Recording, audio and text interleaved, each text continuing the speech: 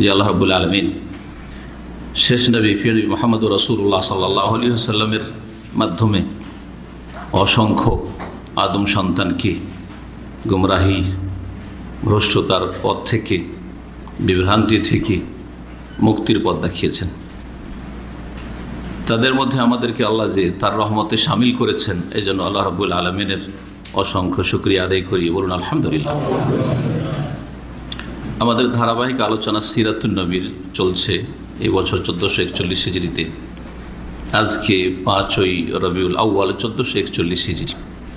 এই রবিউল আউয়াল মাসে ভারত, বাংলাদেশ, পাকিস্তান এক শ্রেণীর মানুষরা মনে করে যে এই মাসটা হচ্ছে সিরাতুন নবী চর্চার মাস, নবীর জীবনী আলোচনার মাস। এই ধারণা নিয়ে যদি সিরাতুন নবী কেউ আলোচনা করে তো এটা একটা বিদআত, যে নবী সাল্লাল্লাহু আলাইহি ওয়াসাল্লামের জীবনীর চর্চা শুধু রবিউল আউয়াল মাসে হবে। কেন? এই মাসে জন্ম হয়েছে সেই জন্য না। এটা রাসূলুল্লাহ সাল্লাল্লাহু আলাইহি ওয়াসাল্লাম করেছেন, তার সাহাবারা করেছেন, যে যেই মাসে জন্ম হয়েছে, যেই তারিখে জন্ম হয়েছে, ওই তারিখে নবীর জীবনীর আলাপ আলোচনা করতে হবে না। নবী সাল্লাল্লাহু আলাইহি ওয়াসাল্লামকে সবসময় আল্লাহর পরে স্মরণ করতে হবে সালাত ও সালামের মাধ্যমে, সালাত এবং সালামের মাধ্যমে। যখনই তার নাম আসবে, তার কথা আলোচনা হবে, সাল্লাল্লাহু আলাইহি ওয়াসাল্লাম, আল্লাহুম্মা সাল্লি আলা মুহাম্মদ। তারপরে নবী করিম সাল্লাল্লাহু আলাইহি ওয়াসাল্লামকে প্রতি মুহূর্তে স্মরণ রাখতে হবে। সালাত ও সালাম তো মাঝে মধ্যে ধরেন, দিনে কয়বার আপনি সালাত ও সালাম পেশ করছেন, কিন্তু প্রতিটি মুহূর্তে, বরং আপনার পুরোটা লাইফ নবী করিম সাল্লাল্লাহু আলাইহি ওয়াসাল্লামকে সব সময় স্মরণ করতে হবে, তার ইত্তেবা অনুসরণের মাধ্যমে। এটা গুরুত্বপূর্ণ কথা। তাকে 1 মিনিটের জন্য আপনি অনুসরণ করবেন না, তাহলে আপনি মুসলিম থাকবেন না।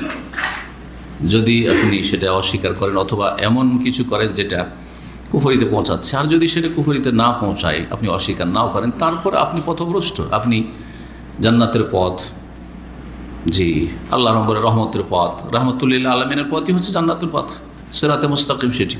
তো নবী সাল্লাল্লাহু আলাইহি ওয়াসাল্লামের ইত্তেবা অনুসরণের মাধ্যমে সব সময় রাসূলুল্লাহ সাল্লাল্লাহু আলাইহি ওয়াসাল্লামকে স্মরণ করা। প্রতিটি মুহূর্তে আপনি এই কথাটা বলবো, কারণ এইটা রাসূলুল্লাহ সাল্লাল্লাহু আলাইহি ওয়াসাল্লামের মাধ্যমে জায়েজ করা হয়েছে, কোরআন অথবা হাদিসের দ্বারা। এটা বলবো না, এটা করব না, কারণ এটা আল্লাহ রাব্বুল আলামিন তার রাসূলের মাধ্যমে নাজায়েজ বা হারাম বলে ঘোষণা করেছেন।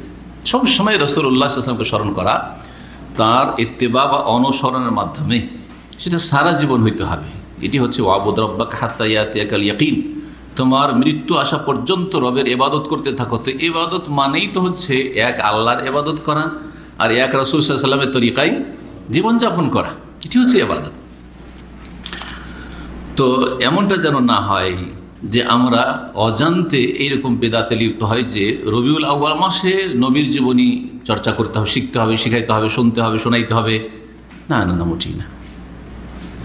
এক শ্রেণীর বেদাতপন্থীরা তারা মিলাদুন নবী উদযাপন করে এই মাসে, আর এক শ্রেণীর বেদাতপন্থীরা নিজেদেরকে বলে আমরা বেদাতি নই, তারা সিরাতুন নবীর মাহফিল করে। কিন্তু একই বেদাত, নামটা একটু সুন্দর করে দেওয়া হয়েছে, লেভেলটা সুন্দর, কভার সুন্দর, কিন্তু একই জিনিস। যাই হোক, আলোচনা আমাদের আজকে পর্ব নম্বর 13, নভেম্বর 2 তারিখ 2019, আর আরবি তারিখ তো বললাম 5 রবিউল আউয়াল। আলোচনার বিষয়বস্তু হচ্ছে প্রকাশ্য দাওয়াত। নবী করিম সাল্লাল্লাহু আলাইহি ওয়াসাল্লামের দাওয়াতের প্রথম পর্ব ছিল কি?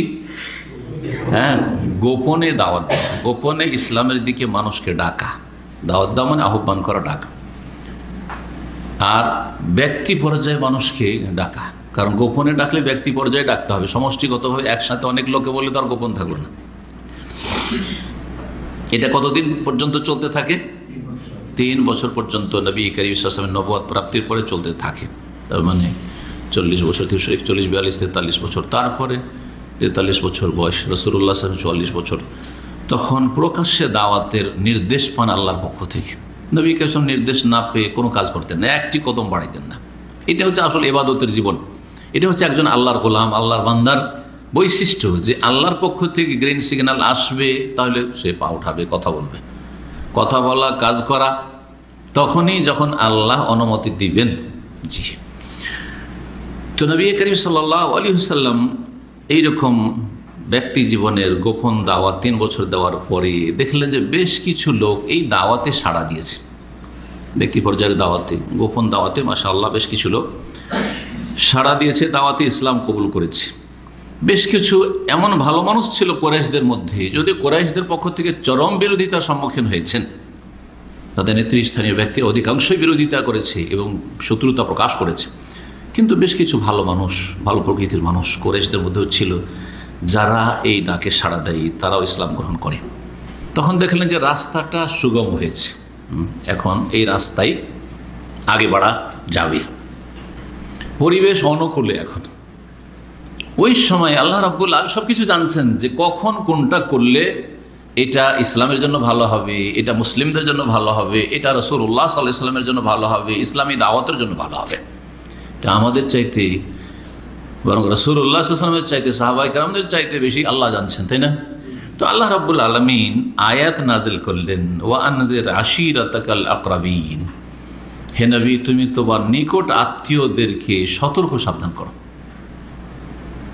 যেটা হচ্ছে তাহলে আর একটা পর্ব কোরআনী আয়াত নাজিল হওয়ার, সূরা আলাকের প্রথম অংশ, তারপরে সূরাতুল মুদাসসিরের প্রথম অংশ, তারপরে সূরাতুল ফাতিহার কথা আমাদের আলোচনা এসেছে, তারপরে এটা হচ্ছে চতুর্থ পর্বে আল্লাহ রাব্বুল কি হুকুম করলেন। এই আয়াতগুলি সূরা শুআরাতে রয়েছে। ও আনজির আশিরাতাকাল আকরাবিন, আকরাব মানে নিকটবর্তী, আর আশিরা মানে বংশ, আশিরা আশায়ের বংশধরকে বলা হয়। তোমার নিকট আত্মীয়দেরকে কি করো, তুমি সতর্ক সাবধান করো। সতর্ক সাবধান করা মানে কি? তাদেরকে জাহান্নামের আযাব থেকে, অশুভ পরিণাম থেকে সতর্ক সাবধান করো, যে তোমরা যে অবস্থা আছে এই অবস্থায় থেকে যত তোমাদের পরিণাম খারাপ, এটা সতর্ক সাবধান করা। সতর্কবাণী মানে এটা বোঝায়। আর যেই অবস্থায় তোমরা আছো, যে ধর্মকর্ম পালন করছো, শিরকের ধর্ম, ভ্রান্ত ধর্ম, মনগড়া ধর্ম, সেই ধর্মের উপর যদি তোমরা মৃত্যুবরণ করো তাহলে তোমাদের পরিণাম খুব খারাপ, মৃত্যুর পরে চিরস্থায়ী জাহান্নামী হতে হবে, সাবধান হয়ে যাও। এটা হচ্ছে এনজার। ইসলামী দাওয়াতের দুটো দিক আছে, একটা হচ্ছে এনজার, সতর্ক সাবধান করা, আর আরেকটি হচ্ছে সুসংবাদ দেওয়া। সুসংবাদ দেওয়া, সুসংবাদ দেওয়া হয় জান্নাতের সুসংবাদ, তোমরা যদি ভালো পথে চলো, ঈমান নিয়ে আসো, যদি এই দাওয়াতকে মেনে নাও, আল্লাহর আসমানি বিধান মেনে নাও, ইত্যাদি ইত্যাদি সুসংবাদ তোমাদের জন্য রয়েছে। দুনিয়ায় সুসংবাদ রয়েছে, নবী সাল্লাল্লাহু আলাইহি ওয়াসাল্লাম সুসংবাদ দিয়েছেন। যখন তাদেরকে ইসলামের দাওয়াত দিতেন তখন বলতেন যে দেখো তোমরা যদি ইসলাম গ্রহণ করো, হে কুরাইশরা, বিশেষ করে কুরাইশদেরকে, যার নেতৃত্ব কুরাইশদের হাতে মক্কার, হে আরবরা, আরবদেরকে, কারণ আরবরা আজমদের তুলনায়, কারণ তাদের কাছে প্রথম ইসলামের দাওয়াত এসেছে, তোমরা যদি ইসলাম কবুল করো তাহলে আল্লাহ তোমাদেরকে নেতৃত্ব দান করবেন। এটা হচ্ছে রেজাল্ট, ফলাফল। তোমাদের কাজ তোমরা করো, আল্লাহর কাজ আল্লাহ করবেন, নেতৃত্ব দান করবেন, তোমাদেরকে আল্লাহ সম্মানিত করবেন। আর যারা অনারব ইসলাম গ্রহণ করবে তাদেরকে তোমাদের অনুগত করে দেবেন।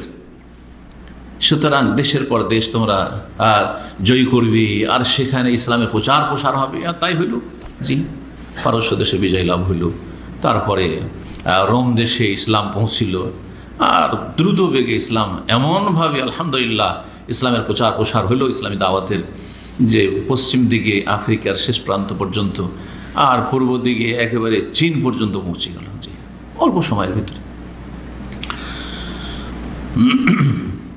আয়াতের তাফসীর করি, আল্লাহ কি বলছেন, তোমার নিকট আত্মীয়দেরকে নবী তুমি সতর্ক সাবধান করো। এনজার এবং তাবশীর, এই জন্য নবী সাল্লাল্লাহু আলাইহি ওয়াসাল্লামের বৈশিষ্ট্য কোরআনে কারিমে কি রয়েছে, এর আগেও বলেছি, বাশির এবং নাজির, বা মুবাশশিরাও ওয়া নাজিরা, এই দুটো বৈশিষ্ট্যমূলক নাম বা বৈশিষ্ট্য সিফাত নবী করিম সাল্লাল্লাহু আলাইহি ওয়াসাল্লাম কোরআনে কারিমে উল্লেখিত হয়েছে, সুসংবাদদাতা এবং সতর্ক সাবধানকারী। তাহলে আত্মীয়দেরকে দাওয়াত দিতে বলে আল্লাহ রাব্বুল ইসলামের, যার মানে দাওয়াত দাও ওদেরকে, যেই অবস্থায় আছে অবস্থাটা ভালো না, ওয়ার্নিং, খুব খারাপ, পরিণাম খারাপ। ওয়াকফির জানাহাকা লিমান ইত্তাবাআকা মিনাল মুমিনিন, আর তুমি তোমার ডানাকে ঝুঁকিয়ে দাও, শাব্দিক অর্থ করছি, তোমার ডানাকে তুমি ঝুঁকিয়ে দাও ওই সব লোকদের জন্য যারা তোমার অনুসারী হবে মুমিনদের মধ্য থেকে। মুমিন তোমার অনুসারীদের জন্য তুমি তোমার ডানাকে ঝুঁকিয়ে দাও। ডানা ঝুঁকিয়ে দাও মানে কি? এতে ভাষার অলঙ্কার আছে, আরবি ভাষার এটা অলঙ্কার, প্রত্যেক ভাষাতে নাও হইতে পারে, বাংলা ভাষায় অন্যরকমভাবে অলঙ্কার হইতে পারে, যদি নয় যে আরবি ভাষাতে যে ভঙ্গিমাতে অলঙ্কার আছে, বালাগাত ফাসাহাত আছে, সেটা বাংলা না হইতে পারে। আবার বাংলাতে যেখানে যেভাবে অলঙ্কার আছে আরবিতে নেই হয়তো। ডানা ঝুঁকিয়ে দাও, কোত্থেকে নেওয়া হয়েছে অলঙ্কারের ভাষা? জি হ্যাঁ, এটা পাখি যখন বাচ্চাগুলিকে আদর করে বা বাচ্চাগুলিকে যখন সুরক্ষিত করতে চায় তখন কি করে? মুরগি দেখেছেন, ডানা ঝুঁকিয়ে দেয় আর ডানা দিয়ে ঢেকে নেয়, দুই ডানা দিয়ে। ডানা ঝুঁকিয়ে দেওয়া মানে আর ওপরে নেই, নিচে নেমে গেছে। দুটোই দিক, একটা হচ্ছে পাখির কথা বললাম, এই ব্যাখ্যাও এটাও ফিট এখানে। আর এটা হচ্ছে ডানা ঝুঁকিয়ে দেওয়া মানে হচ্ছে নিচে নামিয়ে দেওয়া। তাহলে আর নিচে কখন নামে? যখন মানুষ অহংকার মুক্ত হয়ে যায়, অহংকার মুক্ত হওয়া, নমনীয় হওয়া। তো যারা তোমার অনুসারী মুমিন হবে তাদের সাথে তুমি বিনয়ী হও, নমনীয় হও, এই একটা দিক রয়েছে। আর একটা দিক রয়েছে যে তাদেরকে স্নেহ করো, তাদেরকে ভালোবাসো এবং তাদের জন্য মায়া করো। তাহলে এই শিক্ষাও নবী করিম সাল্লাল্লাহু আলাইহি ওয়াসাল্লামকে দেওয়া হয়েছে যে যারা মুমিন তোমার অনুসারী হবে তাদের সাথে তুমি কি করো? নম্র আচরণ করো, তাদেরকে আকৃষ্ট করার চেষ্টা করো।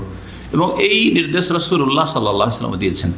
বাশশিরু, তোমরা মানুষকে সুসংবাদ দাও। ওয়ালা তুনাফিরু, মানুষকে ঘৃণা, মানুষের মাঝে ঘৃণা ছড়াইও না, মানুষকে দূরে করার চেষ্টা করিও না। ইয়াসসিরু, তোমরা সহজ করো। একটি কঠিন জিনিসকেও যদি বলেন না না কোনো ব্যাপার না, সহজ, তার মনটা খুশি হয়ে যাবে, না পারবো। ইয়াসসিরু, এটা হচ্ছে তরবিয়ত। এটা আপনি আপনার স্ত্রী ছেলে মেয়েদের ক্ষেত্রেও, আর আপনার সাথে যার সাথীর সঙ্গে আছে তাদের ক্ষেত্রেও, আপনার অধীনে যদি কেউ কাজ করে, ভারী কাজ, তারপরে কোনো ব্যাপার না, চলো, সহজ মনে হবে। ইয়াসসিরু, সহজ করো মানুষের জন্য। ওয়ালা তুআসসিরু, কোনো কিছুকে কঠিন করে দিও না, কঠিন করে দিও না। এমন যেন না করিও না পরিস্থিতি যাতে মনে হয় এটা কঠিন ব্যাপার রে, এর সাথে চলাফেরা কঠিন, এর সাথে উঠা বসা কঠিন, বা এই যেই কাজের কথা বলছে, যেই পথে চলতে বলছে কঠিন। এখন ইসলামী সেন্টারে একটা নতুন লোক আসছে, তাকে যদি বলেন যে আরবি ভাষা অত সহজ নাকি, আরবি ভাষা অত সহজ নাকি, তাহলে আরবি শিখতে আসবে। যদি বলেন গ্রামার, তুমি বাংলা গ্রামার বুঝবে না, তুমি আরবি কি বুঝবে?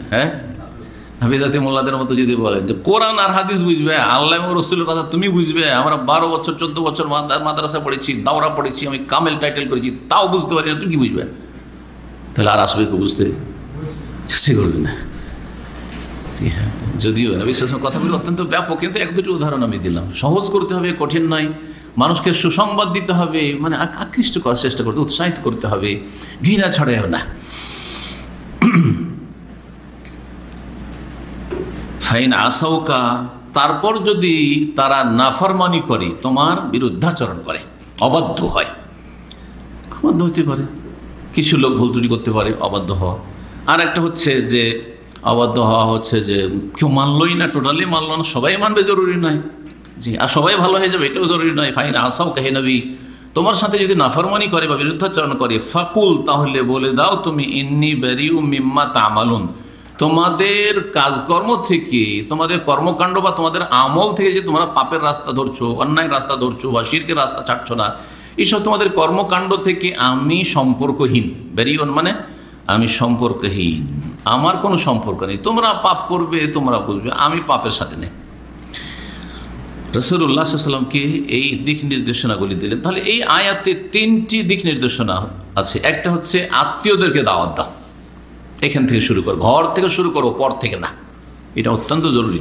এটা বিশেষ করে সুবহানাল্লাহ, আলেম সমাজকে আরও বেশি গুরুত্ব দেওয়া উচিত। আমাদের দেশে আলেম সমাজ অনেক আছে, আলেমের ঘরে আলেম পাওয়া যায় না, জাহেল মূর্খর ঘরে দেখছেন বড় আলেম পয়দা হয়েছে। এই রহস্যটা কোনোদিন আমরা হয়তো চিন্তা করে দেখিনি। এর পিছনে বিভিন্ন কারণ হতে পারে। তাহলে একটি হচ্ছে সবচেয়ে বড় যে জিনিসটি, সেটা হচ্ছে এখলাস। এখলাস লাগবে যে আমি আমার ছেলেকে আলেমে দিন করব, দিনের খাদেম করব, এটা সবচেয়ে বড় জিনিস, বরকতের উপায়। অনেক সময় আলেমরা কষ্ট পায় সমাজের লোকের কাছে, আলেমরা অবহেলিত সমাজের কাছে। আলেমরা দেখে যে এত মেহনত করে লেখাপড়া করলাম, আমার কোনো মূল্যায়ন হয় না, অথচ একটা লোক দুনিয়ায় কি পড়েছে না পড়েছে, অশিক্ষিত, তার দেখো না, দেখো পয়সার অভাব নেই, তার গাড়ি বাড়ি নারীর অভাব নেই। এগুলোতে অনেকেই কিন্তু কী হয়ে যায়, মন মানসিকতা তার অন্যরকম হয়ে যায়। তখন এই চেষ্টাটা থাকে না আন্তরিকতার সাথে যে আমি ছেলেকে আলেম করবো, আমি যা অবহেলিত, আমি লাঞ্ছিত, আবার ছেলে মেয়েদের ওই পথে নিয়ে যাবো। বহু লোকের এই রোগ আছে, যার ঘরে আলেমের ছেলেরা আলেম হইতে পারে না। এটা একটা কারণ, আমি সবার ক্ষেত্রে বলছি না, কিছু লোকের ক্ষেত্রে এরকমটাও আছে। ওর অবস্থাটা বলবে এটা। মাদ্রাসায় পড়াইবে না, তাহলে কেমন করে হবে? ও হাফেজি বানাবার চেষ্টা করবেন তো কেমন করে হবে? হ্যাঁ, ও দিন শেখাবারই চেষ্টা করবেন তো কেমন করে হবে? আর কিছু লোক আছে, হ্যাঁ মাদ্রাসায় পড়াচ্ছে, আলহামদুলিল্লাহ অনেক ওলামারা আছে মাদ্রাসায় পড়াচ্ছে, কিন্তু মাদ্রাসায় পড়ালেও সময় দিতে পারেন না। দূরে কোথাও চাকরি করে, কোনো মসজিদে অথবা কোনো মাদ্রাসায়, ওই সপ্তাহে 2 দিনের জন্য বৃহস্পতি শুক্রবার আসে, আর তারপরে মেহমানের মতো আসলো, আর আদর করে চলে গেল। ছেলে মেয়েকে আদর করলো, কিন্তু ধমক চমক দেওয়ার সুযোগ সুবিধা পেল না। আর প্রতিদিনের যে তার একটা ফলো আপ হওয়া উচিত ছিল যে আমার ছেলেমেয়েরা কীভাবে লেখাপড়া করছে, কি উন্নতি করছে, এই সুযোগ পেল, যার ফলে ছেলেমেয়ে অনেক সময় যেভাবে আশা করা যাচ্ছিল হইল না। প্রবাসের জীবনের এটা একটা দিক রয়েছে। প্রবাসে আপনি 2 বছর থাকলেন, তারপর 2 মাস 3 মাস ছুটি যাবেন, আর তারপরে 2 মাস 3 মাসে আপনি কতটা আপনি ছেলে মেয়েদের তরবিয়ত করবেন, স্ত্রীর তরবিয়ত করবেন, আপনি কতটা করবেন? আপনি অসম্ভব। জি, আল্লাহ যেন আপনাদের সময়ে এবং আপনাদের ছেলে মেয়েদের বরকত দান করেন। এটা একটা দিক আছে, ত্রুটির দিক। এই জন্য যারা দেশে থেকে ছেলে মেয়ে এখন পড়ার বয়স হয়ে গেছে, লেখাপড়া করাইতে পারবেন, কাছে থাকলে অনেক ভালো, কাছে থাকলে অনেক ভালো। কিন্তু যদি কাছে নাও থাকতে পারেন আর্থিক সংকটের জন্য বা আপনার যে পারিবারিক অবস্থা রয়েছে সেই জন্য, তো আল্লাহ যেন আপনাদের সকলকে ছেলে মেয়ে মানুষ করার তৌফিক দান করেন। কি বলতে কি বললাম যে আত্মীয় স্বজনদের ওপর বেশি গুরুত্ব দিতে হবে। তার মধ্যে সবচাইতে কাছের আপনার ঘরের আত্মীয়, আপনার স্ত্রী, ছেলে মেয়ে, বাপ মা, এতটুকু আপনার ঘরে। আর তারপরে তখন ভাই বোন, চাচারা, চাচাতো ভাইয়েরা, খালাতো ভাই, মামাতো ভাই, ফুফাতো ভাই, জি সব আত্মীয়। একটি নির্দেশ এটি। দ্বিতীয় হচ্ছে যে মানুষের সাথে কি হও, হ্যাঁ, অহংকার মুক্ত হয়ে আচরণ করা, অহংকার মুক্ত হয়ে নমনীয় বিনয়। তৃতীয় হচ্ছে যে যদি তোমার ডাকে সাড়া না দেয়, তোমার সাথে খারাপ ব্যবহার করে, তাহলে তাদের পাপের সাথ দিও না, অন্যায়ের সাথ দিও না। তুমি বলো অন্যায় থেকে আমি সম্পর্কহীন, আমি আমার পথে ঠিক আছি। এই জন্য দিনের ক্ষেত্রে, হকের ক্ষেত্রে কোনো ছাড় দেওয়া যাবে না। দুনিয়ার ক্ষেত্রে আপনি ছাড় দেন, আপনার আত্মীয় স্বজন পাপিষ্ট আছে, গুনাহগার আছে, বেনামাজি আছে, বেদিন আছে, বেদাতি আছে, আপনি দেন না, টাকা পয়সা দিয়ে ওকে দেন, উপঢৌক দেন, সাদকা দেন, অমুক দেন, তমুক দেন, নুন খেয়ে যদি গুণ গায়ে হেদায়েত হয়। কিন্তু আপনি দিনের ক্ষেত্রে ছাড় দিতে পারেন না। আপনি আত্মীয়দের খুশি করার জন্য মিলাদুন্নবীতে পয়সা দেবেন, মিলাদুন্নবীতে অংশ নেবেন, তাদের বিবাহ শাদীতে পাপ হবে, অবাধ মেলামেশা হবে, আর সেখানে আপনি দাওয়াত খাবেন, আর সেখানে থাকবেন, গিয়ে অবস্থান করবেন, না না না। তার দিনের ক্ষেত্রে ডিসকাউন্ট দিয়ে দিন, ধর্মের ক্ষেত্রে ছাড় দেওয়া দিই না, দুনিয়ার ক্ষেত্রে খুব ছাড় দেন। এই শিক্ষাই দেওয়া হয়েছে, ইন্নী বারিউ মিম্মা তামালুন, তোমরা যদি না মানো, অবাধ্য হও, তাহলে তোমাদের কর্মকাণ্ড থেকে, তোমাদের পাপাচার থেকে আমি সম্পর্কহীন। এই আয়াত নাজিলের পরে নবী করিম সাল্লাল্লাহু আলাইহি ওয়াসাল্লাম তার নিকট আত্মীয়দেরকে একবার একত্রিত করলেন, সবকে ডাকলেন। তারা নিকট আত্মীয় হচ্ছে বনু হাশেম, হাশেম গোত্র। হাশেম গোত্র সবচেয়ে নিকট আত্মীয় রাসূলুল্লাহ সাল্লাল্লাহু আলাইহি ওয়াসাল্লাম, মুহাম্মদ বিন আবদুল্লাহ বিন আব্দুল মুত্তালিব বিন হাশেম। তাহলে হাশেমের বংশে যতগুলি শাখা প্রশাখা রয়েছে, এরা হচ্ছে কি বনু হাশেম। বনু হাশেম। নবী সাল্লাল্লাহু আলাইহি ওয়াসাল্লাম কোন গোত্রের লোক ছিলেন? তাহলে বলবেন হাশেম গোত্রের ছিলেন। কোন বংশের লোক ছিলেন? কুরাইশ বংশের লোক ছিলেন। বংশ অনেক বড়, আর গোত্র হচ্ছে খাস তার একটা অংশ। আর হাশেমের ভাই আর এক ভাই ছিল মুত্তালিব। এই বনুল মুত্তালিব, এদেরও আচার আচরণ নবী করিম সাল্লাল্লাহু আলাইহি ওয়াসাল্লামের সাথে খারাপ ছিল না, ভালোই ছিল। এদের মধ্যে কট্টর শত্রু তেমন ছিল না, এরা অত শত্রুতা দুশ্মনী করেনি। ওদেরকেও দেখলেন যে এদের অন্তরটা ভালো, এরাও হকের কাছাকাছি, এরাও ভালোবাসে আমাকে, তো ওদেরকেও ডেকেছেন। এই জন্য বলছেন শেখ সাফি রহমাতুল্লাহ, ওয়ামাহুম নাফারুম মিন বানিল মুত্তালিব, আল মুত্তালিব বংশেরও বেশ কয়েকজন লোক ছিল, তার নিজের গোত্রের আর মুত্তালিব গোত্রের বেশ কিছু লোক। এদেরকে ডেকে নবী করিম সাল্লাল্লাহু আলাইহি ওয়াসাল্লাম একটি খুতবা বা বক্তব্য দিলেন।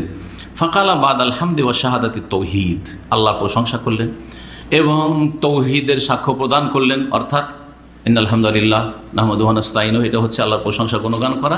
আর তারপরে আশহাদু আল্লা ইলাহা ইল্লাল্লাহ ওয়া আশহাদু আন্না মুহাম্মাদান আবদুহু ওয়া রাসূলুহু, এটি হচ্ছে তৌহিদের সাক্ষ্য প্রদান করা। তো সুন্নতি খুতবার শুরুতে কি হবে? আল্লাহর প্রশংসা গুণগান হবে এবং সাক্ষী দেবেন কিসের?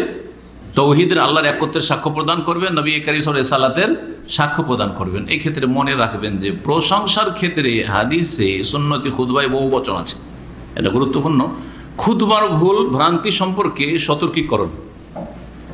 খুতবাতে অনেক বড় বড় আলেমরা আজকাল ভুল করে।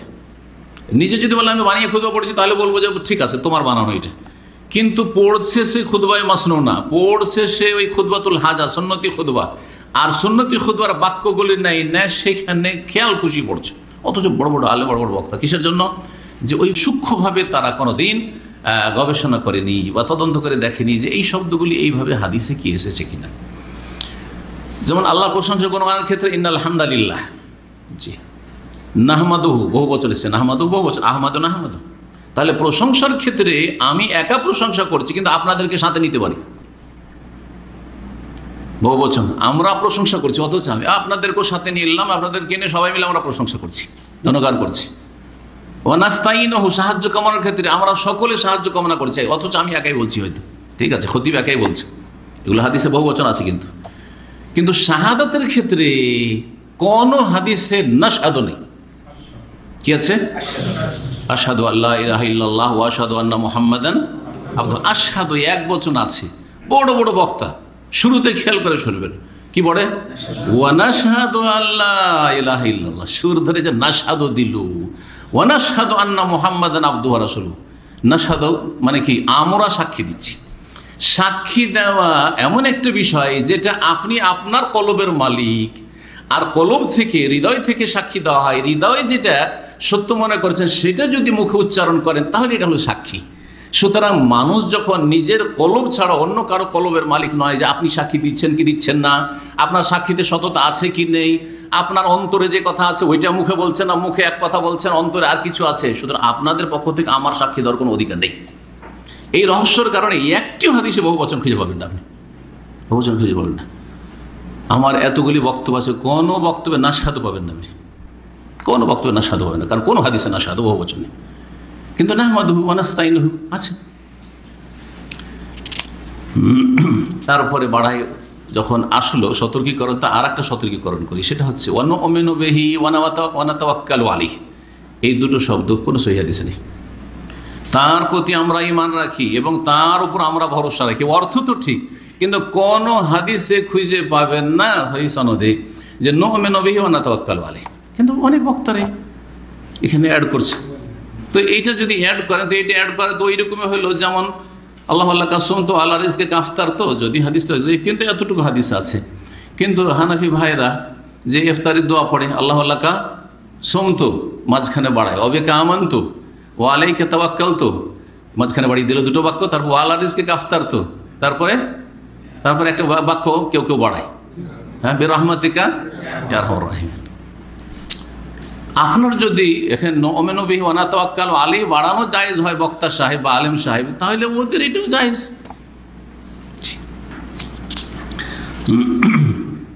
লাকাদ কানা লাকুম ফি রাসূলিল্লাহি উসওয়াতুন হাসানাহ। রাসূলুল্লাহ সাল্লাল্লাহু আলাইহি ওয়াসাল্লামের মধ্যেই রয়েছে আমাদের জন্য পূর্ণ উত্তম আদর্শ। সুতরাং সব ক্ষেত্রে রাসূলুল্লাহ সাল্লাল্লাহু আলাইহি ওয়াসাল্লামের অনুসরণ করা উচিত। নবী সাল্লাল্লাহু আলাইহি ওয়াসাল্লাম আল্লাহর প্রশংসা এবং তাওহীদের সাক্ষ্য প্রদানের পরে যে বক্তব্যটি করেছিলেন তার তর্জমা করি। বললেন নবী সাল্লাল্লাহু আলাইহি ওয়াসাল্লাম, কাদেরকে বললেন? সামনে কারা ছিল?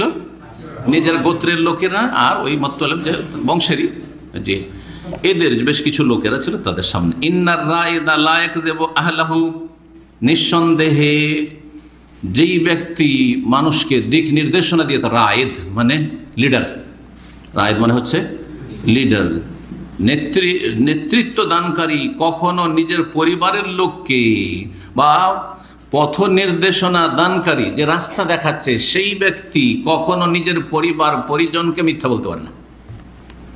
আপনি একটা রাস্তা দেখাচ্ছেন, রাস্তা দেখা গিয়ে আপনার স্ত্রী আপনার ছেলে মেয়েকে ভুল রাস্তা দেখাবেন, আপনার ছেলে মেয়ে এখান থেকে যাবে রিয়াজ আর ওদেরকে ধরিয়ে দেবেন আপনি কুয়েতের রাস্তা, বাহারের রাস্তা কখনো ধরাবেন না। দুনিয়ার রাস্তা যেমন ভুল রাস্তা আপনি ধরাবেন না জেনে শুনে আপনার পরিবারকে, কারণ তারা আপনার আপনজন, তারা কষ্ট পেলে আপনার আরও বেশি কষ্ট হবে। আপনার নিজের কষ্ট হয়তো অনেক সময় মেনে নিতে পারবেন, কিন্তু আপনার ছেলেমেয়ের কষ্ট আপনাকে আরও বেশি কষ্ট দেবে। তো বলছেন যে পথ নির্দেশনা দানকারী বা দিক নির্দেশনা দানকারী কখনো নিজের পরিবার পরিজনকে মিথ্যা বলতে পারে না। ওয়াল্লাহি, আল্লাহ শপথ করে বলছে, লাউ কাযাবতুন নাসা জামিআন মা কাযাবতুকুম, সমস্ত মানুষকে যদি সারা বিশ্বের আমি মিথ্যা বলি তবুও তোমরা আমার পরিবার পরিজন নিজের গোত্রের লোক তোমাদেরকে কখনো মিথ্যা কথা বলতে পারি না। ভূমিকা এটা, ভূমিকা যাতে করে তাদের আস্থা হয়, নবী সাল্লাল্লাহু আলাইহি ওয়াসাল্লামের কথার উপর। তাহলে বোঝা যাচ্ছে যে বক্তব্যের বা আলোচনার একটা ভঙ্গিমা হচ্ছে যে এই কথাগুলি বলতে যাচ্ছেন সামনে, সেগুলোর উপর যাতে মানুষ আস্থাশীল হয়, সেই জন্য ভূমিকাটা ওইরকম হওয়া উচিত।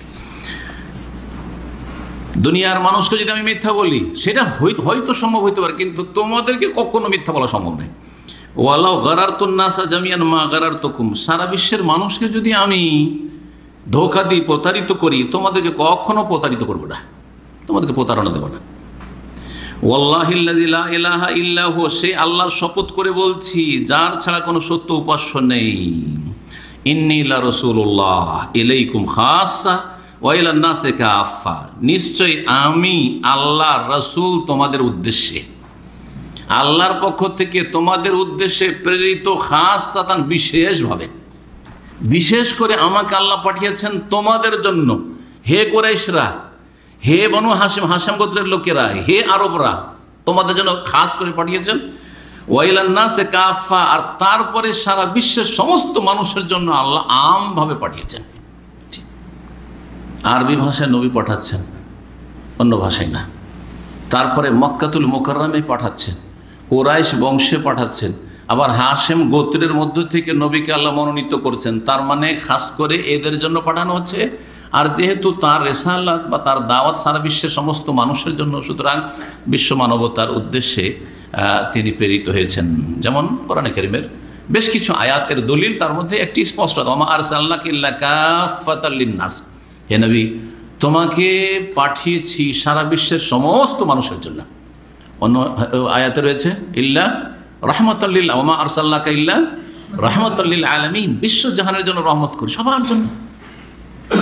ওয়াল্লাহি, আরো আল্লাহ শপথ করে বলছি, লা তামুতুন্না কামা তানামুন, অবশ্যই অবশ্যই তোমরা মৃত্যুবরণ করবে যেমন তোমরা ঘুমাও।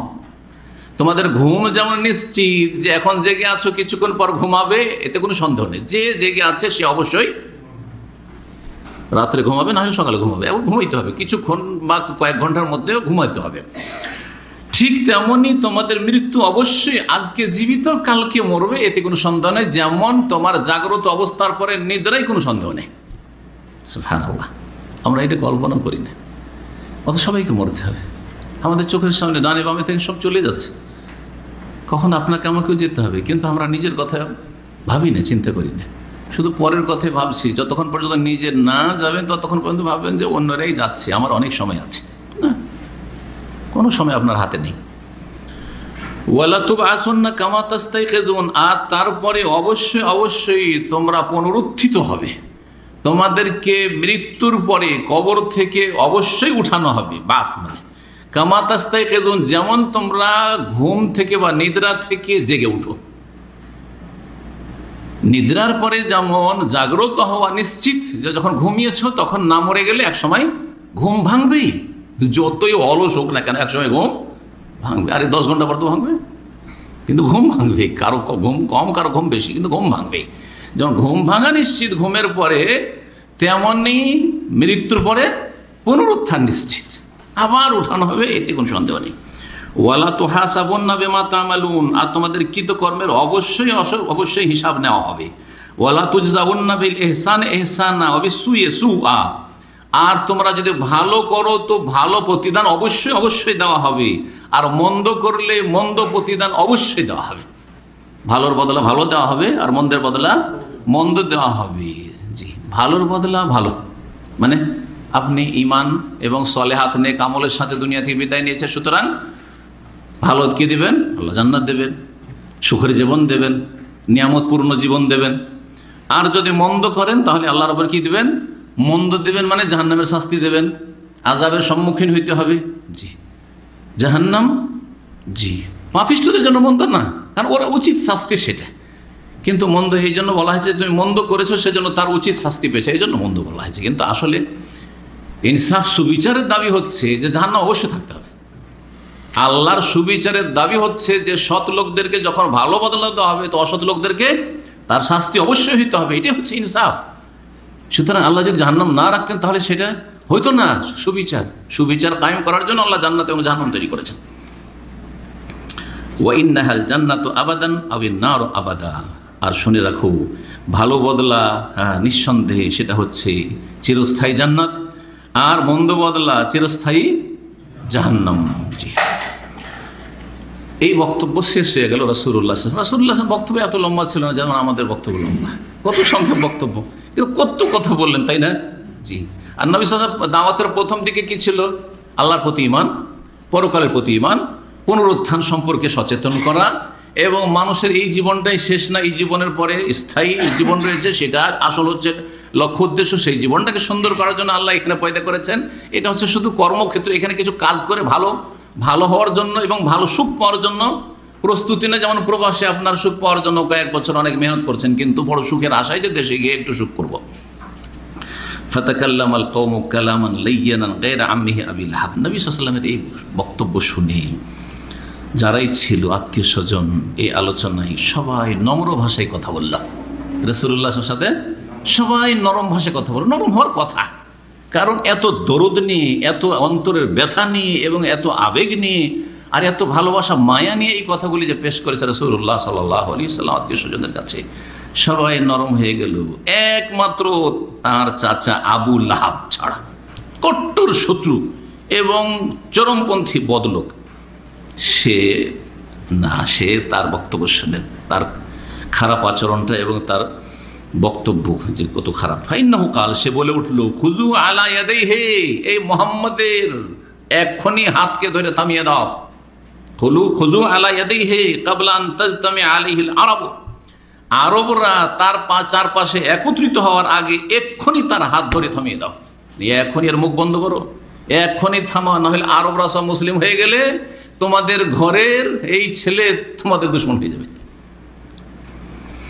ফাইন সাল্লামতুমুহু ইযান জালালতুম, যদি তার হাতেই নেতৃত্ব ন্যস্ত করে দাও, যে মোহাম্মদ যা বলছে তাই শুনে নাও, তাই মেনে নাও, মানে তাকে তোমরা কি করলে? নেতৃত্ব ন্যস্ত করে দিলে। তাকেই যদি এই নেতৃত্ব দিয়ে দাও, তাহলে তোমরা লাঞ্ছিত অপদস্থ হয়ে যাবে, তোমরা গোলাম হয়ে যাবে, তোমরা তার দাস হয়ে যাবে। দেখেন খারাপ চিন্তা কেমন। অথচ নবী সাল্লাল্লাহু আলাইহি ওয়াসাল্লাম তাদেরকে বলছেন যে দেখো, তোমরা যদি ইসলাম গ্রহণ করো, তোমরা আরব, আর আরবের মধ্যে বিশেষ করে তোমরা কুরাইশ, হ্যাঁ, তোমরা হচ্ছে হাশেম গোত্র, নেতৃত্ব দুনিয়ার তোমাদের হাতে, আর আখিরাত তো আছেই। জি।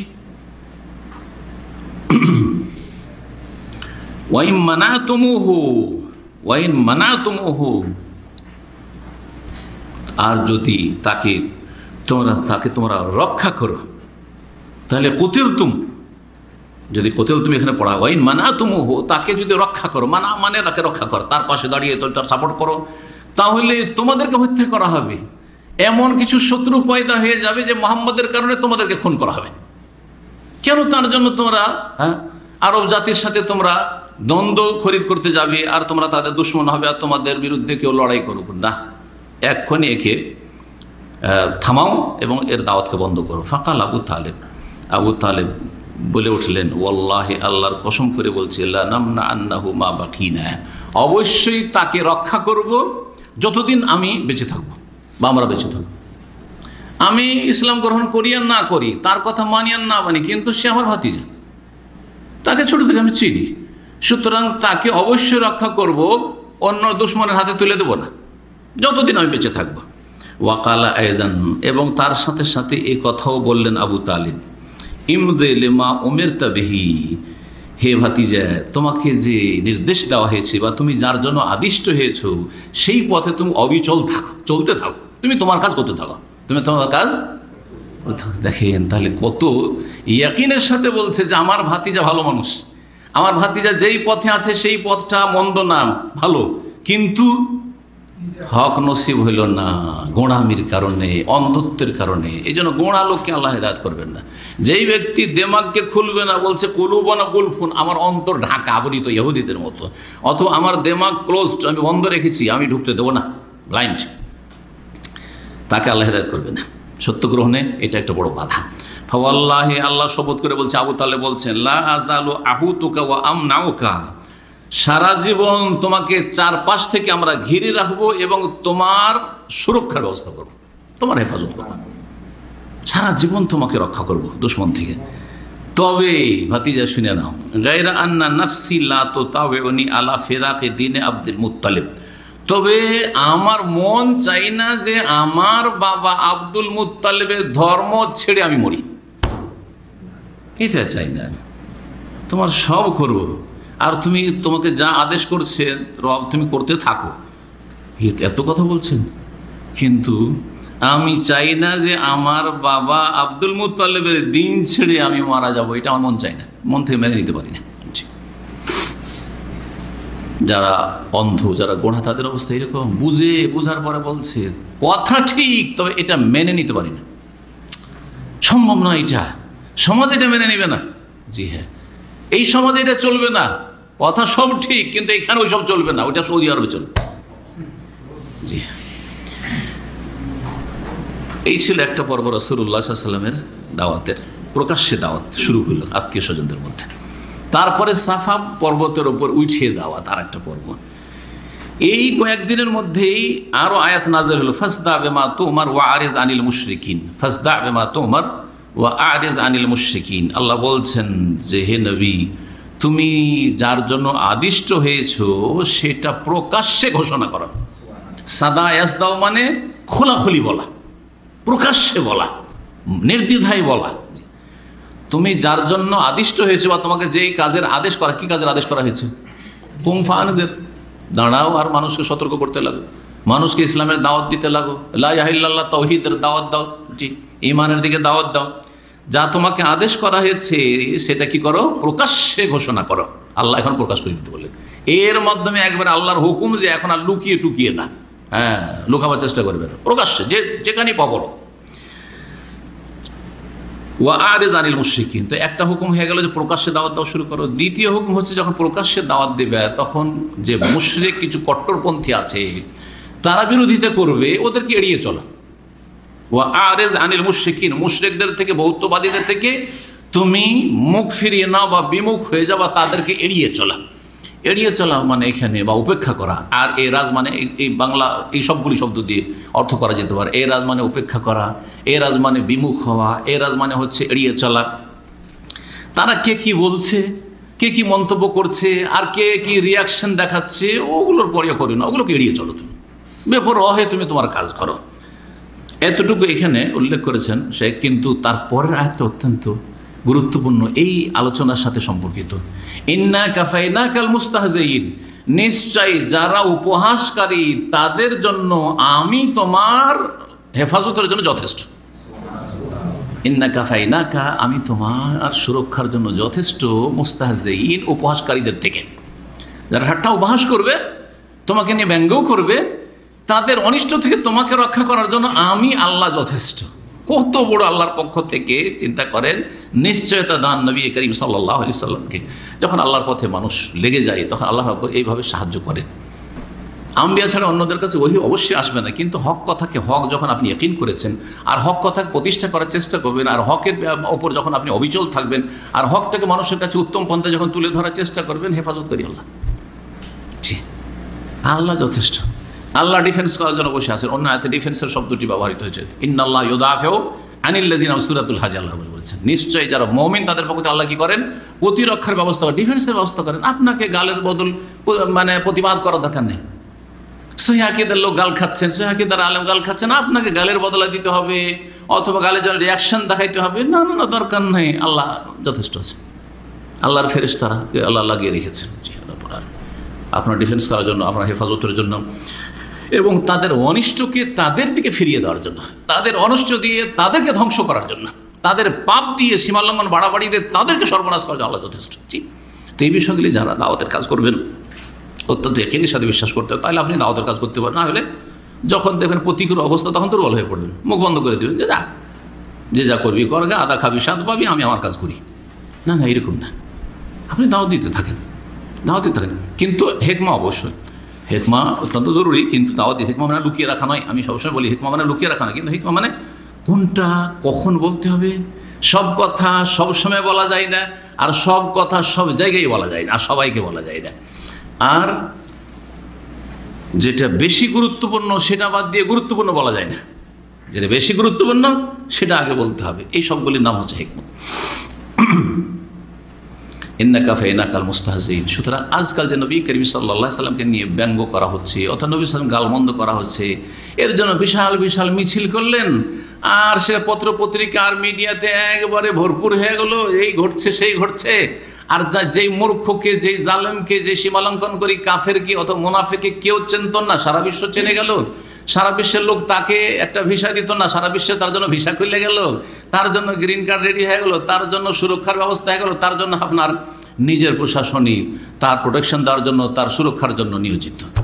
কি করলেন? কিছুই করলেন না। আপনি কি ইসলামের খেদমত করলেন? এটা তরিকা নয়, আসলে তরিকা নাই। আল্লাহ বলছেন আমি যথেষ্ট, শরীয়ত সম্মত কাজ করতে হবে। পশ্চিমা তরিকায় কাজ করলে হবে। পশ্চিমা তরিকা হচ্ছে আমাদের প্রতিবাদ করার প্রয়োজন, শুধু রাস্তাঘাটে নেমে যেতে হবে, মিছিল করতে হবে, বিক্ষোভ করতে হবে, গাড়ির চাকা বন্ধ করতে হবে, ধর্মঘাট করতে হবে। না না না, এইসব পায়খানা দিয়ে পায়খানা সাফ করা যায়, পেশাব দিয়ে পেশাব সাফ করবেন আপনি? না না না, কখন না। জি, এই করতে গেলে লাভ কিছুই হয় না, উল্টো ক্ষতি, নিজেদেরই ক্ষয়ক্ষতি।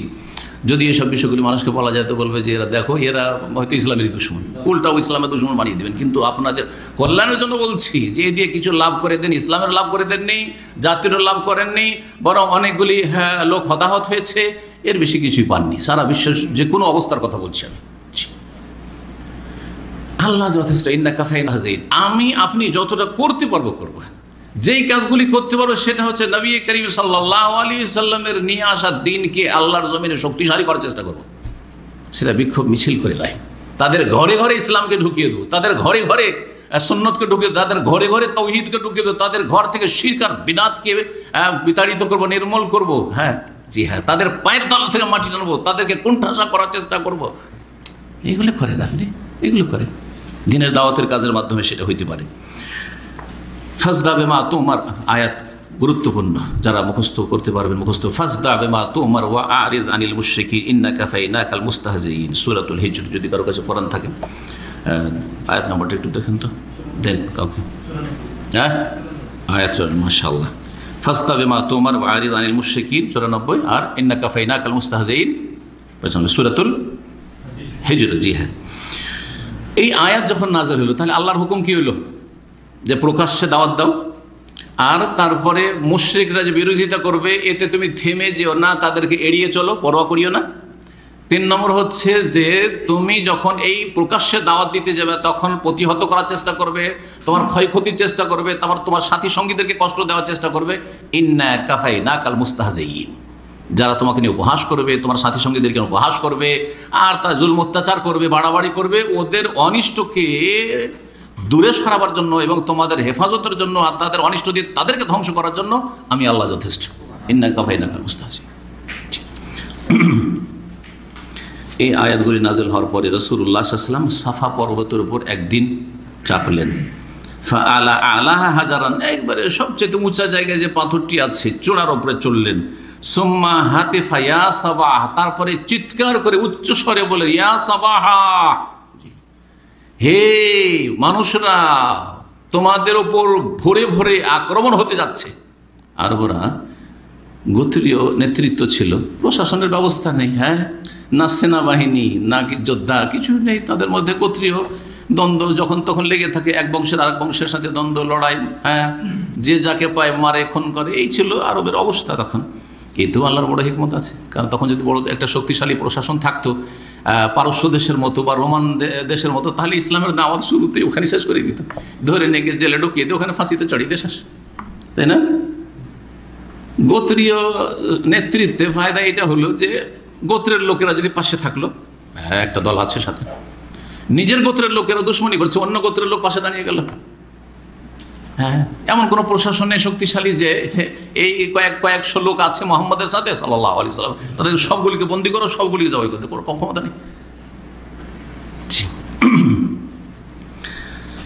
রাসূলুল্লাহ সাল্লাল্লাহু আলাইহি ওয়াসাল্লাম এইভাবে ডাক দিলেন, ওয়াকানাত কালিমাতু ইনজার তুখবিরু আন হুজুমে জাইশিন আও ওয়াকি আমরিন আজিম।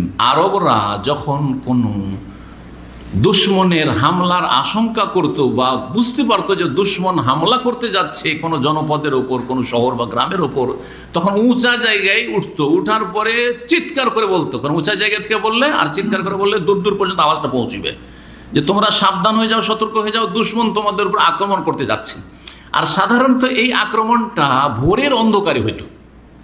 ভোরের অন্ধকারে মানুষ অধিকাংশ গাফেল উদাসীন থাকে, আর যদি জাগেও তবু শরীরটা অলস হয়ে থাকে। সেই সময় ঘুম থেকে ওঠার পরে দেখবেন যতই আপনি পরিষ্কার মুত্তাকি হন, কিছুক্ষণ লাফ দিয়ে ওঠা যায় না, কিছুক্ষণ আপনাকে কি করতে হচ্ছে, চোখ কচলাইতে হচ্ছে, আর তারপরে গায়ে মুছাড় দিতে হচ্ছে, আর তারপরে অলসতা দূর করতে হচ্ছে, আর তারপরে গিয়ে যখন হুজু টুজু করলেন, জিকির আজকার করলেন, তখন আপনার অলসতা দূর হচ্ছে।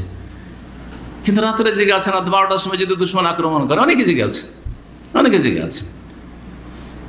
আর দুশ্মনরা আক্রমণ এই জন্য সকাল সকাল করতো যে ভোরের অন্ধকার আক্রমণ করে দেবো, আর এগুলোকে সবকে বন্দি করে নেবো, যতগুলোকে মারলাম, বাকিগুলোকে বন্দি করে নিলাম, দাসী বানিয়ে নিলাম, আর তারপরে দিন হয়ে গেল, আমাদের আর এখান থেকে যদি পালায়নও করতে হয় তার অসুবিধা রাস্তাঘাট দেখতে পাচ্ছি। কিন্তু রাতের অন্ধকার যাবে কোথায়? ধরা খেয়ে যেতে পারে, পরাজিত হইতে পারে। তো আরবদের মধ্যে এইরকম ভোরবেলাতে এই জন্য আক্রমণ করতো দুশ্মনরা। সতর্ক করার জন্য বলতেন আরবরা, ইয়া সাবাহা, হে তোমাদের ওপর সকাল সকাল বা ভোরে ভোরে শত্রুরা আক্রমণ করতে যাচ্ছে। সুম্মা জাআলা ইউনাদি বুতুনা কুরাইশ, তারপরে রাসূলুল্লাহ সাল্লাল্লাহু আলাইহি ওয়াসাল্লাম কুরাইশের বিভিন্ন গোত্রকে নাম ধরে ধরে ডাকতে লাগলেন। এক একটা বংশ, এক একটা গোত্রের নাম ধরে ডাকতে লাগলেন। ইয়া বানি ফেহর, হে ফেহরের বংশধর, ফেহরের আওলাদ। ইয়া বানি আদি, হে আদির বংশধর। ইয়া বানি ফুলান, ইয়া বানি ফুলান, ইয়া বানি আব্দে মানাফ, ইয়া বানি আব্দুল মুত্তালিব।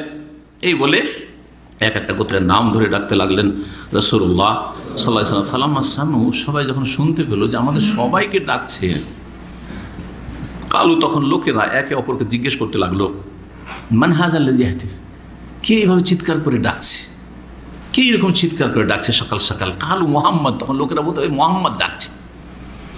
ফাআসরা আন-নাসু ইলাইহি, তখন তারা জানে যে মুহাম্মদ সাল্লাল্লাহু আলাইহি ওয়াসাল্লাম জীবনে মিথ্যা কথা বলেনি, জীবনে কোনোদিন মিথ্যা কথা বলে। তখন যখন মুহাম্মদ সাল্লাল্লাহু আলাইহি ওয়াসাল্লাম ডেকেছে, তো অবশ্যই আমাদেরকে এই ডাকে সাড়া দিতে হবে যে নিশ্চয় কোনো একটা ঘটনা ঘটেছে, কোনো একটা কিছু হইতে যাচ্ছে।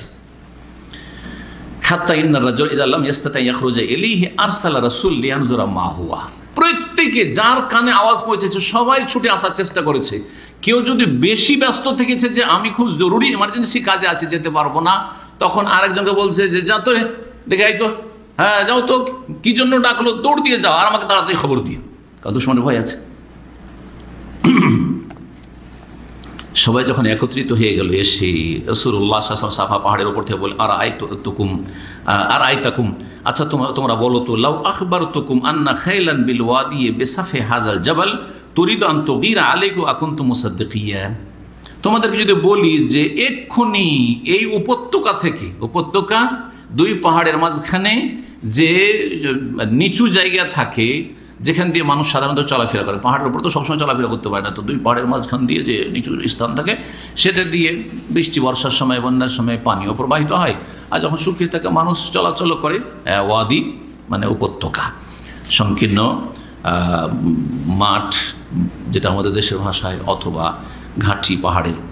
এই ওয়াদি থেকে, পাহাড়ের পেছন থেকে যদি একটি অশ্বারোহী দল, অশ্বারোহী মানে ঘোড়ায় চড়ে আসা বাহিনী যদি আসে, তুরিদু আন তুগীরা আলাইকুম, তোমাদের উপর আক্রমণ করার উদ্দেশ্যে, আর আমি তোমাদেরকে সতর্ক সাবধান করছি যে তোমরা দেখতে পাচ্ছ না, কিন্তু আমি পাহাড়ের উপরে আছি, দেখতে পাচ্ছি, তোমরা এইদিকে আর পেছন দিক থেকে এই শত্রু দল অশ্বারোহী সব ঘোড়ায় চড়ে চড়ে তোমাদের আক্রমণ করার জন্য আসছে।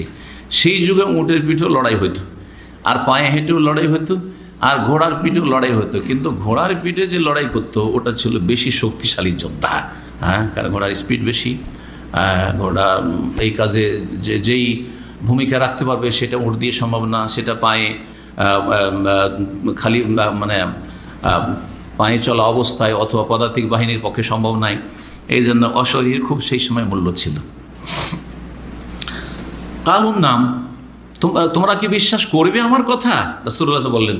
তখন লোকেরা বলে, হ্যাঁ অবশ্যই বিশ্বাস করব। মা জাররাবনা আলাইকা কাযিবান, আপনার সম্পর্কে আমরা জীবনে মিথ্যা কথা দেখিনি বলতে, আপনাকে কখনো মিথ্যা কথা বলতে দেখিনি। অন্য রিওয়ায়াত রয়েছে, সহিহ বুখারীতে সম্ভবত এই রিওয়ায়াত রয়েছে, মা জাররাবনা আলাইকা ইল্লা সিদকান, আপনাকে আপনার সারা জীবনে সত্য ছাড়া কখনো মিথ্যা কথা বলতে শুনিনি।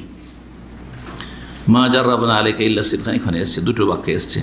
তখন রাসূলুল্লাহ সাল্লাল্লাহু আলাইহি ওয়াসাল্লাম সুযোগ পেয়ে, এটা হলো ভূমিকা আসল কথাটা রাখার জন্য। জি হ্যাঁ, এক হচ্ছে দুশমনের আশঙ্কা, দুশ্মন যদি পরাজিত করতে পারে তাহলে দুনিয়া বরবাদ হবে, দুনিয়া নষ্ট হবে, আখেরাত তো বরবাদ হবে না যদি ঈমান তাওহীদ থাকে, তাই না? ঈমান ইসলাম থাকে। আর তোমরা এমন অবস্থায় আছো যে এই অবস্থায় যদি মারা যাও তাহলে তোমাদের ইহকাল পরকাল সবটাই ধ্বংস হয়ে যাবে। হ্যাঁ, তাহলে এমন গুরুত্বপূর্ণ বিষয়ে সতর্ক করা যারা রাসূলুল্লাহ দেখেছেন, যেটা অত্যন্ত গুরুত্বপূর্ণ। কিন্তু মানুষ যারা দুনিয়াদার তারা দুনিয়াকে বেশি গুরুত্ব দিয়ে থাকে। রাসূলুল্লাহ সাল্লাল্লাহু আলাইহি ওয়াসাল্লাম বললেন তখন, ফাইন্নী নাযীরুল লাকুম বাইনা ইয়াদাই আযাবিশ শাদীদ, আমি কঠিন আযাবের পূর্বে তোমাদেরকে সতর্ক সাবধান করছি। বাইনা ইয়াদাই মানে পূর্বে, কঠিন আযাব আসতে যাচ্ছে, কঠিন আযাবের তোমরা সম্মুখীন হতে যাচ্ছ, তার পূর্বেই তোমাদেরকে আমি সতর্ক সাবধান করছি। ইন্নামা মাসালি ওয়া মাসালুকুম কামাসালি রাজুলির রাআল আদুওয়া, আমার উদাহরণ আর তোমাদের উদাহরণ হচ্ছে এমন এক মানুষের মতো, যেই লোকটি শত্রু দলকে দেখেছে, শত্রু দলকে দেখছে যে আমার ওপর আর আমার গ্রাম বা শহরের ওপর হামলা করতে যাচ্ছে, তখন সে দৌড় দিয়ে নিজের পরিবারে ছুটে আসছে তাড়াতাড়ি সতর্ক করার জন্য, কারণ তারা জানে না যে কি হচ্ছে না হচ্ছে। তারপরে ওয়ায়ানজুরুল্লাহু মিন মাকানিন মুরতাফিন, উঁচা জায়গায় দাঁড়িয়ে যাচ্ছে, লি আল্লাহ ইউদহিমহুমুল আদু, তাড়াতাড়ি করে তার আগেই যাতে করে দুশমন না চলে আসতে পারে, সুতরাং ছুটে আসছে। আর আসার পরে ফাজালা ইউনাদি, চিৎকার করে বলছে উঁচা জায়গা থেকে, ইয়া সাবাহা, হাই হাই সকালবেলা ভোরবেলা তোমাদের উপর আক্রমণ হতে যাচ্ছে, সাবধান সাবধান। দুশমন একটু দূরে আছে, তার আগেই দৌড় দিয়ে সে নিজের জাতিকে সতর্ক সাবধান করে দিল এক ব্যক্তি। ওই রকমই হচ্ছে আমি তোমাদের মৃত্যু আসতে যাচ্ছে, আর মৃত্যু আসলেই তোমাদের জন্য আযাব শাস্তি শুরু হয়ে যাবে, জাহান্নাম চিরস্থায়ী তোমাদের জন্য অবধারিত হয়ে যাবে, তার আগে আমি এই আযাব আর আসার আগেই তোমাদেরকে সতর্ক সাবধান করছি। সুম্মা দাআমিলা শাহাদাতি আল্লা ইলাহা ইল্লাল্লাহু ওয়া আন্না মুহাম্মাদুর রাসূলুল্লাহ, তারপরে লা ইলাহা ইল্লাল্লাহু মুহাম্মাদুর রাসূলুল্লাহ সাক্ষ্য প্রদানের দিকে দাওয়াত দিলেন এবং বললেন যে এই কালেমা যদি তোমরা পাঠ করে না অন্তরের বিশ্বাসের সাথে, তাহলে দুনিয়ার মালিক হতে পারবে আর আখিরাতের মুক্তি লাভ করতে পারবে। দুনিয়ার মালিক হতে পারবে আর আখিরাতের মুক্তি লাভ করবে। আলহামদুলিল্লাহ, দেখেন চিন্তা করেন বাস্তব কত কথাটি, মাত্র কয়েক বছরের মধ্যেই যেই জাতির কাছে কোনো পার্থিব উপায় উপকরণ ছিল না, হ্যাঁ, না সেনাবাহিনী, না তাদের কাছে সাজ সরঞ্জাম যুদ্ধের লড়াইয়ের, আর তাদের মধ্য থেকে হলেন আবু বকর সিদ্দিক খলিফায়ে রাসূলুল্লাহ, প্রথম খলিফা, দ্বিতীয় খলিফা আমিরুল মুমিনিন, তৃতীয় খলিফা উসমান, চতুর্থ খলিফা আলী। এই জাতির বিশাল খেলাফতের মালিক, সুবহানাল্লাহ। জি, দুনিয়ার মালিক হতে পারবে আর আখিরাতের নাজাত পেয়ে যাবে। সুম্মা হাযযারাহুম ওয়া আনযারহুম আযাবাল্লাহ, আল্লাহর আযাব থেকে তাদেরকে সতর্ক সাবধান করলেন যে তোমরা যদি এই শিরকের ওপর যদি অটল থেকে যাও তাহলে কঠিন আযাব তোমাদের জন্য রয়েছে, আর যদি তোমরা ঈমান না নিয়ে আসো আল্লাহর পক্ষ থেকে যা নাজিল হচ্ছে কোরআন কারীমের প্রতি, তাহলে তোমাদের জন্য কঠোর শাস্তি রয়েছে। এবং তার সাথে সাথে তাদেরকে বললেন যে আমি তোমাদের জন্য রাসূল হয়ে এসেছি, তারপরে তোমরা যদি ঈমান না নিয়ে আসো, আমি তোমাদের বংশের রাসূল, তোমাদের মধ্যেকারই একজন মানুষ, কিন্তু তোমাদের কোনো কাজে আসতে পারবো না। লা ইউনকিযু মিনাল আযাবি ওয়া লা ইউগনিহিম মিনাল্লাহি শাইআ, আল্লাহর কবল থেকে বা আল্লাহর আযাব থেকে আমি তোমাদেরকে রক্ষা করতে পারবো না যদি তোমরা আমাকে রাসূল হিসাবে না মেনে নাও এবং আমার দাওয়াতে সাড়া না দাও। এইভাবে রাসূলুল্লাহ সাল্লাল্লাহু আলাইহি ওয়াসাল্লাম দাওয়াত দিতে থাকলেন আর দাওয়াত চলতে থাকলো।